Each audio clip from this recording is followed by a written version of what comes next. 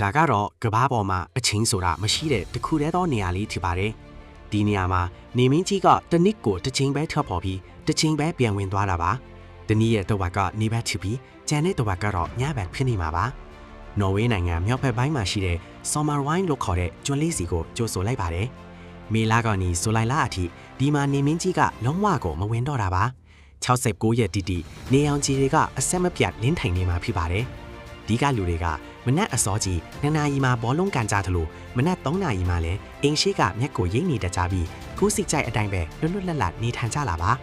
ဒီကျွန်းလေးကကမ္ဘာမြောက်ဘက်စွန်းလွန်းတာကြောင့်နေမင်းကြီးကကောင်းကင်ပေါ်မှာပဲပတ်ချလီနေပြီးဒါကိုပိုလာဒေးလို့ခေါ်ဆိုကြပါတယ်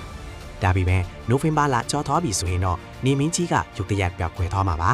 ဒီကျွန်းဟေးက3လတိုင်မောင်အတိကျသွားတဲ့ပိုလာနိုက်ကာလာတွေကိုရောက်သွားမှဖြစ်ပေမဲ့အသက်ရှူမွားလောက်အောင်လာပါတဲ့အလင်းတန်းတွေကတော့အစားထိုးဝင်ရောက်လာမှဖြစ်ပါတယ်။နောက်ထပ်စိတ်ဝင်စားဖို့ကောင်းတာကတော့ဒီကျွန်းလေးဟာအထီးကျန်ဆန်နေတယ်လို့ရှိပေမဲ့လူဦးရေ350လောက်တော့နေထိုင်ကြပါတယ်။အများစုကတော့ငါးဖမ်းလုပ်ငန်းနဲ့ခရီးထွားလုပ်ငန်းတို့လုပ်ကိုင်ကြပြီးဒီနေရာမှာအချင်းဆိုတာကတကယ်ကိုအရေးမပါတော့တာပါ။ဆိုင်တွေနဲ့ကျောင်းတွေမှာလည်းပုံသေးဖုံးချိန်ပိတ်ချိန်ရဲ့လို့မရှိပဲကိုစားချင်တဲ့အချိန်စားအိတ်ချင်တဲ့အချိန်အိတ်လို့ရတာပါ။ဒါဟာတခါမှမကြုံဘူးသေးတဲ့လွတ်လပ်မှုမျိုးဖြစ်ပြီးအချိန်ဆိုတဲ့ကန့်သတ်ချက်တွေမရှိတဲ့ဒီလိုဘဝမျိုးကိုခင်ဗျားတို့တော့စမ်းပြီးနေထိုင်ကြည့်ကြလားခင်ဗျာ။